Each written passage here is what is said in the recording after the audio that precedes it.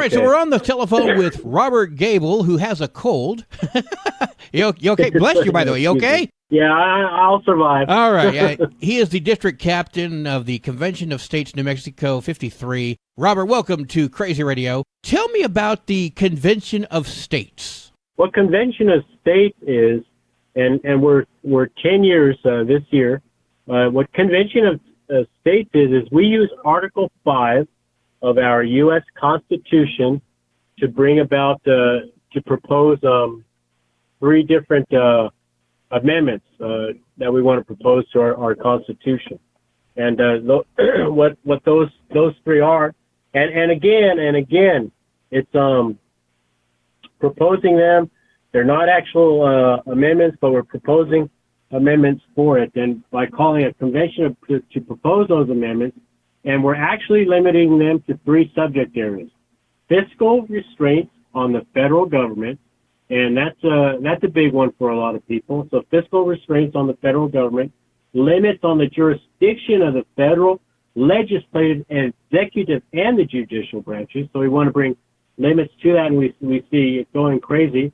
And right. Term limits for members of the federal, legislative, and judicial branches and their entities. So, and we're and Convention of States through Article 5 is how we want to go about it. And Article 5 states, and I'll just if you don't mind, I'll just share what Article 5. Absolutely.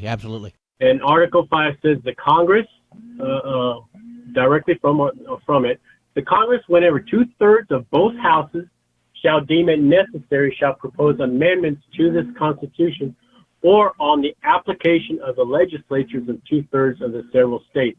And before I continue with it, basically, Article 5 is the means by which our U.S. Congress proposed amendments. We've got 27 amendments thus far in our beautiful Constitution, and some 10,000 amendments over the 200 years of our history have been proposed. So it's a stringent process. So so they shall call a convention proposing amendments. The states shall, which in either case, in either the way of Congress or in the states, shall be valid to all intents and purposes as part of this Constitution when ratified by the legislatures of 3/4 of the several states. So what this is saying, Benny, is that Congress, for instance, let's deal with the Congress then. Congress can propose amendments, and 2/3 of Congress approves them, and they're ratified by 3/4 of that. And but a little known part of that article is the process of the states. So 2/3 of the states can propose amendments. So basically, we, the people, can propose amendments. A lot of people don't know that we're allowed to propose amendments. So we, the people, can propose amendments through our state legislatures, our House, and our Senate. And these need to then be approved by 2/3 of the states. Right now, that at that time, it was, of course, 13 colonies when it was proposed and everything. Now we're up to, so that's going to be 34 states need to approve a convention of states. At the convention of states, each of those amendments dealing specifically with the amendment is hashed out, but it's got to be ratified by 38 states. So it's a stringent process across the board for all that. So let's talk about some of these, the 3 proposals you have. Now, there's no secret with listeners or you that 2 of these I'm 100% behind. 1 of these I'm 100% against. We'll come back to the against in a minute. But let's talk about reining in the fiscal irresponsibility of the government. What exactly do you guys mean? Take, for instance, what's been going on over these last few months. We've got a huge budget. We don't have a budget. We've got a huge spending going on. Take New Mexico and our neighboring Texas, for instance. They work off of a budget. Our state legislatures have to propose a budget and live off of that budget, so to speak. But our U.S. Congress does not have a budget. that they have to deal with every year. So that's why they have the reckless spending. Absolutely. And that goes to everything, and a lot of what they're spending goes to other places, other countries, or other special interests too. That's one of the big things too. Special interests. Oh, I need your, and so they put in the money to see that happen. So a lot of that goes to special interest, extra spending that's not needed. And then it's also reining in the federal government overreach. Look at we should be in charge of our own borders. We should be and it's bringing responsibility back to the states. States have some responsibility, and federal government should be in charge of certain things, but not all things. And it's reining in the federal government from their overspending and reining them in from their overreach. And they overreach as well through say the executive orders, but also when the spending or the budgeting comes up, all these extra groups get in there and put their 2 cents in, the National Education Agency and everything else, and so we want to eliminate some of those things. And let's be clear, it's both major parties, Republicans and Democrats, are equally responsible. One side will say, oh, the other side's spending money on this, but then they go around and doing it. Democrats wanted a debt ceiling raised recently, but many times over in the past, Republicans have been quick to say okay at the 11th hour, even though all along they're fighting it. So, or at least pretending like they're fighting it. So, no, you're correct. This needs to be reined in 100%. The overreach of the government. Look at our national debt. Oh, it's disgusting. $33 trillion in debt, and for those and myself, for those that think, oh no, it's the other party. Biden's been spending. Trump's been spending. When Trump was there, it's $20 trillion. It's gone up to $30 trillion. Right, so it's regular spending across the board. It's both parties. And George Bush Jr. spent like a drunken sailor.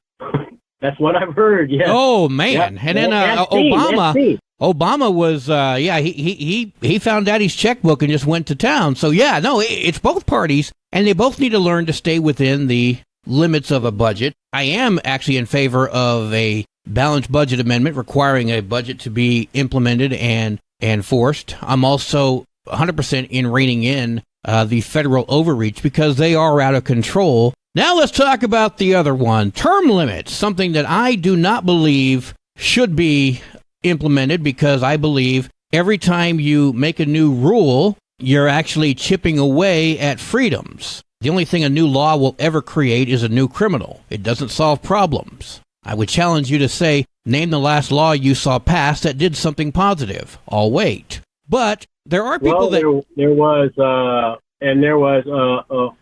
never mind. Okay, yeah. Yeah. But there are a lot of people that believe term limits should be in place. The thing that cracks me up the most is they believe term limits should be in place due to people in other people's districts. But yeah, that's okay. Tell me, Robert Gable of the Convention of States, why do you feel we should have term limits? I go around and this is everybody else. I go around and trying to get people to sign a petition. We're doing a petition to go to the legislator to let them know that that you approve of a Convention of States. And the biggest thing when I bring it up is term limits. And oh yeah, we want term limits. But part of my thoughts on term limits, and I understand the other view, and I'm for term limits. But let me share this. Part of the reasoning for a Convention of States is to bring about the discussion. It was famously said a number of years ago, what have you got to lose?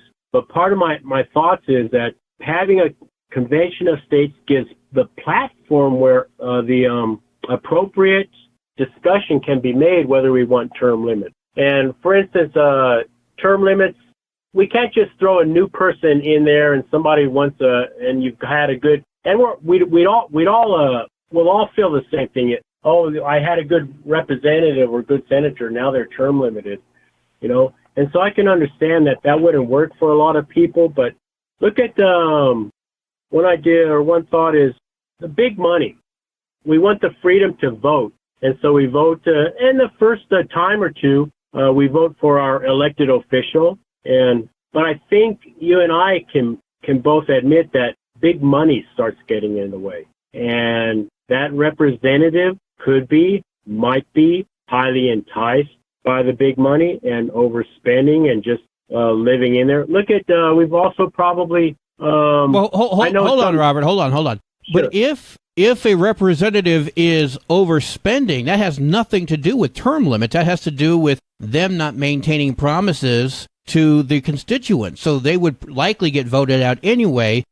What about term limits itself, though? As far as, I mean, if that, what other arguments can you have? Because if they're not holding up their promises to the constituents will likely vote them out. That has nothing to do with term limits. Not from where I'm sitting. Maybe I'm seeing something different than you are. well, yeah, the voting and the elections can be considered as term limits. But look at look at those that are in certain districts and stuff like that, and they're there for 50 years. You got Pelosi, you got both sides, McConnell, and you got them that have been in there for 50 years, and they're right. It becomes more of a. I'm thinking another. I think they've become. But you've got I think they become somewhat of an institution that the constituents seem to feel at least they are the best person for the job. Now, if I was in McConnell's district or Schumer's or Pelosi's or the list goes on, would I vote for them? No. But I don't see why I should be able to tell someone that lives in San Francisco, you cannot vote for Nancy Pelosi ever again. And again, that's their point of view too, and that's where a convention of states would come in. You don't. Again, 38 states have to approve of each amendment. You know how difficult that would be. But I think that on the federal overreach and the fiscal responsibility, I think you would actually have a good shot of getting 38 states. But the term limits, I think that's DOA. One man's opinion.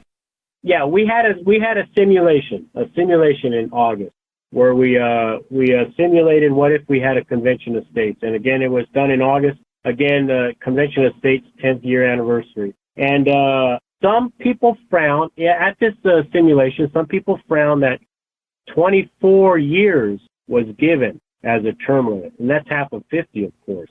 And so it's an opportunity, Anthony, to hash it out and to figure it out, and it's a good place for debate. Again, institutionalized, you mentioned, and it becomes an institution for some people and for our representatives. Right, and if a local representative was in there for 20 some odd years and hadn't done anything positive, the focus should be on this person has not done anything positive. There's a reason for the voting them out, not the 20 years part. Like, see, if you're doing a good job in the opinion of your constituents, stay there until death. I don't care. And as far as these representatives and senators becoming millionaires, this is a capitalist society. As long as they're doing their jobs, they can become billionaires for all I care, so long as they're doing the will of their constituents. Yeah, I can see that as well, and that's part of it. You're in your district, you're voting for your representative, your legislature, your legislative, and you're voting them in, and that's again your district. If you want somebody in there for lifetime, okay, that's fine. And I can agree with you on that, but again, it's a chance for debate and a good opportunity for having term limits too. I mean, you can have that balance of somebody that's been in there for decades or a couple decades, and then somebody that's new, and be able to balance that out. And yeah, like you said, it's the freedom of elections and stuff like that. But again, this gives us a platform debating it. And again, probably these three proposals for the amendment need to be resolved by the states. We've got like about 20 states that have actually passed the resolution for these amendments, and we need a total of 34. And I believe that it'll happen. And New Mexico is a tough uphill climb, but I believe it's possible. And again, it'll be a good debate. And as I said to my representative before, that I want New Mexico to have a seat at the table to decide term limits, to decide fiscal irresponsibility that's happening, and to discuss this governmental overreach. I want our New Mexico to have a seat at the table.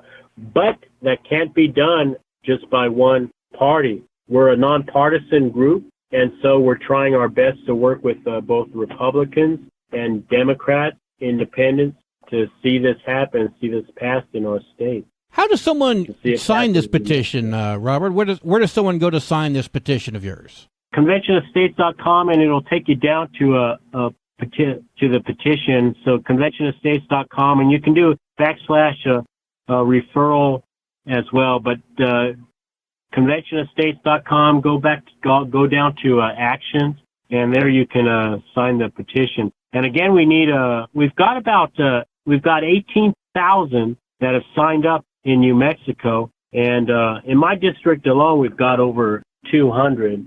And we go by New Mexico state districts. So people can sign the petition. We encourage them to sign the petition. Again, the petition will go to state legislators in your House and Senate, and letting them know that you want to see a convention of states happen for New Mexico. And conventionofstates.com, you can look up in there. You can look at the all the information, decide for yourself. Myself, before I decided to become a district captain, it took me a while to decide and think about what I wanted to do, but I saw, since 2020, I wanted to get involved in our country.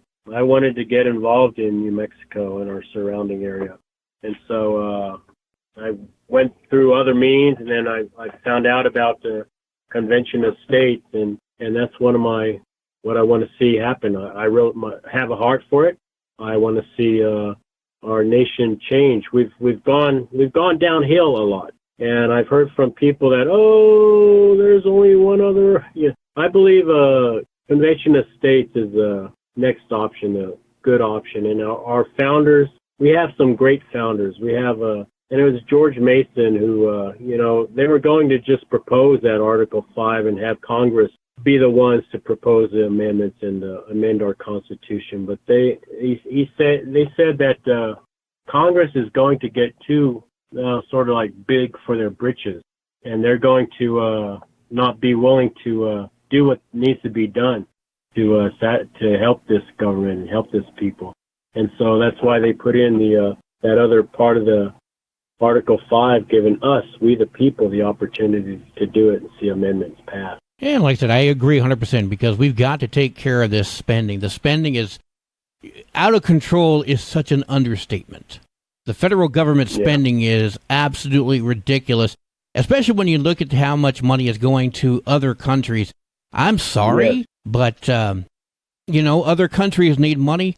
Until every American has a roof over his head and food in his belly, we have no business helping other nations. We got to clean up our own house first. And as you know, I mean, we've got this stuff on the border, and from my understanding, a lot of extra money is going to other people who aren't necessarily citizens, And there's a lot of money going there. Yeah. I know we're a breadbasket. I know we're a melting pot, and I know on how America was founded, and our goodness, and our greatness, and our compassion, and our grace, and everything like that. And we've helped out and continue to help and everything, but we've got to also consider one another, and we're broke. Spending is going on. We're broke. We're going broke. I mean, it's just the way it is. We're broke. Let me ask you a question, Robert. If, I don't know, it's Christmas time. Let's say Toys for Tots.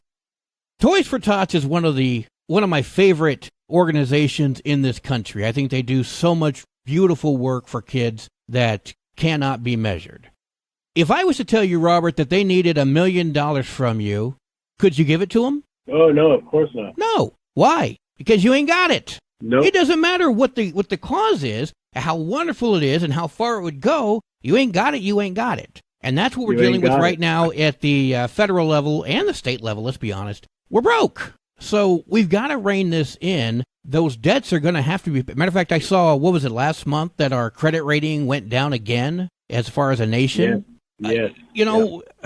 When are we going to be smart and fix these problems? We don't need to be borrowing money, especially borrowing money from China, which one of these days we're going to wake up and find out we're all Chinese citizens because they're going to say, well, then you need to start selling land to pay your debt. The next thing you know, we're Chinese. Yeah.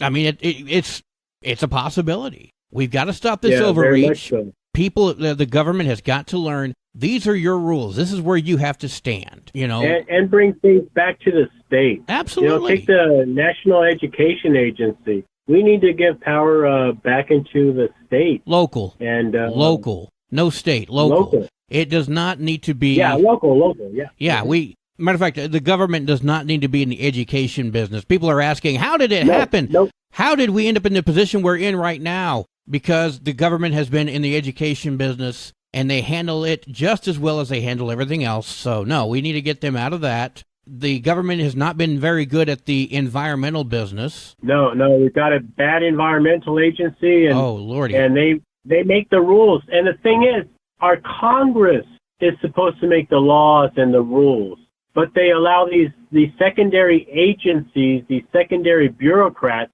to do it. In 2022, they were creating like new regulations every 2 hours. And that's incredible. Insane. And then part of those regulations have to do, I have my little pocket constitution. That's just a bunch of little pages and everything like that. But with all the regulations and the way our constitution's been brought to the courts, the constitution's 3,000 pages now. And it shouldn't be that way. I have to ask, does your pocket constitution have Washington on the cover? Yeah, it does. Yeah. I have the same one right here. That's why I'm asking. I've got a couple different ones, but it's got Washington with his standing up there. Yep. I got the same one right here in my hands, and you open the cover, and you have Washington, Jefferson. Yeah. It's amazing we've had the same book right here. You probably know that it was September 17th was Constitution Day, and I try to encourage people at that time to read your Constitution, pull out your Constitution. And did you know that, and just quick rabbit trail, the education system is supposed to talk about the Constitution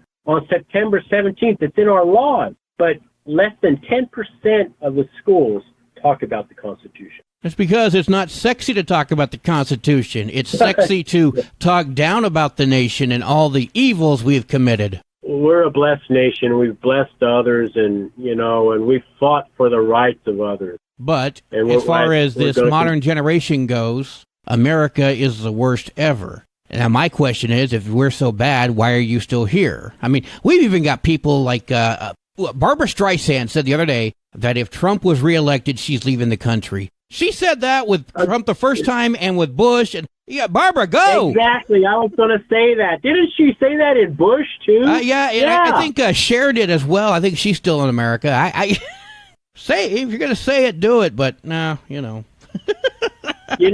we need to as people, and we need to stand together, and we're not standing together. It's just a constant fight and back and left and no right. And on September 11th, when America was attacked, the country was united for the first time in a long time. It didn't matter if you were a New York Yankee or a beach bum in California or a cowboy in Montana. It didn't matter. They didn't attack New York and Washington. They attacked America. And we were all together ready to retaliate. If that was to happen today, do you think America would come together in the same way? And do you think that we would be ready to unite as we once did? Because I don't. Well, the massacre that happened in Israel is an example, is an answer to that. People were up in arms first, but I think a week was over before they were calling out Israel to stop coming against Hamas. Hamas massacred people, and I hear that. And as far as all that goes, I hate seeing Hamas attack Israel. I hate seeing Israel attack Hamas, because at the end of the day, you end up with dead people. And once those people are dead, they're dead for a very long time. But that being said, with all due respect, that's their war, not ours. Yeah. And I don't want to see Americans sent over there. As we know, some of them are there already in different capacities and stuff. But we are a good nation. We are a beautiful nation. I've told people that I think sometimes that if we fought World War II right now, the generation we would have lost. And that's probably very, very true. Sad as it may seem, it's probably very, very true. I do think that if Pearl Harbor was attacked today, the young generation in particular would be asking, what did America do to Japan to instigate it? And people like the Squad in Washington, D.C. would be saying, America brought this on themselves. Yeah, so, no, I agree there. We are a great nation, and we have the capacity of being better, but we need to worry about our own house first before we start worrying about everyone else's. And there's going to always be people that hate us. So. Oh, absolutely. And you know what? The more people that hate us, the better it is for us, because that means they are jealous of what we have. Yeah. And a lot of those people do come, and a lot of people here, again, we're a melting pot. People came for the freedom, and the freedoms that we've had and are slowly being taken away, it seems. And I love the fact that people want to come to this country. I think it's a wonderful thing. What I don't understand, and this is not just people from out of the country, but even people from other states that want to move around, I think it's wonderful. But don't bring your politics with you, because that's how you got in that position in the first place. Exactly. And stay in the state that you've messed up. Don't bring it down here. If you're going to move, then you better adapt to the politics of that area, because that's how that state's working. Arizona's a beautiful yet sad case. Arizona used to be a very red state. Not anymore. Yes. And even New Mexico was purple for years and years and years. Yes, now I think it's solid blue now. Yeah, and we see, and there's another thing. I'm also on the side. I'm also you've probably heard of the referendum petitions that we're trying to put through for those 6. I call them wicked laws that our state legislatures and again have passed. And again, on that, people need to. And you were talking about voting them in or voting them out. People need to get in the process. Register to vote. Vote. Don't just sit around. Vote, vote, vote. Register, register, register. And people are getting complacent, tired of what they see, and so they don't get involved. It's easier to be complacent. I need to get involved. It's easier to be complacent than sit around bitching about what's all wrong with the country. No, it's sad. Yeah. It is sad. Robert Gable, District Captain, Convention of States, New Mexico. Man, this has been a fun conversation. We went much, much longer than I anticipated, but that's okay. It was a very interesting conversation. We covered a lot of topics, and I think, hopefully, some people that are going to hear this, it will spark some conversation with them and their circles of friends and family. Yeah, thank you, Anthony. I appreciate the time. And just if I can throw in there, I do have a monthly meeting for my district and everything. And my district covers the southern end of Alamogordo and then southern end of Highway 70 in Las Cruces, and then, of course, Chaparral, where I live. And I have a monthly meeting on the 4th Thursday of every month at 190 County Line Road. That's the Betty McKnight Center. And I invite others if they want to learn a little bit more about the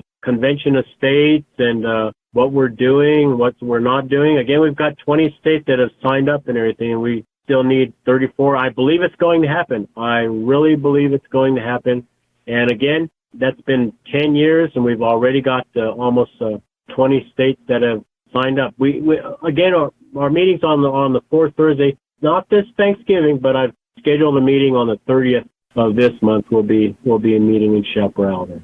Chaparral. Do you guys have running water down there yet?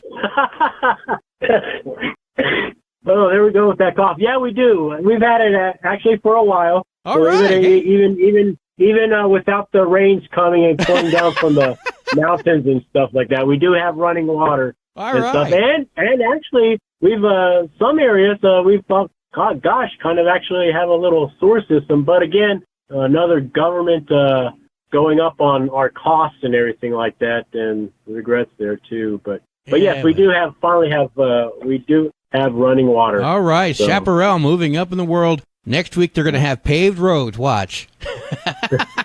Yeah, we got a few of those too. Oh, hey. And 30,000 population. So we're growing here, and hopefully we're growing right. You know, it's fun to kind of poke fun at Chaparral because you guys are way out there all by yourself. We're like the redheaded stepchild of the government. Well, yeah, and you're straddling 2 counties, so that makes it even. Yes, we are. So just for the record, I'm only poking fun at the Otero side. I don't want no problem with Donna Anna. So, all right. Don't need that. I got a lot of friends and acquaintances on the Otero side. I'm on Donna Anna, and I actually live in.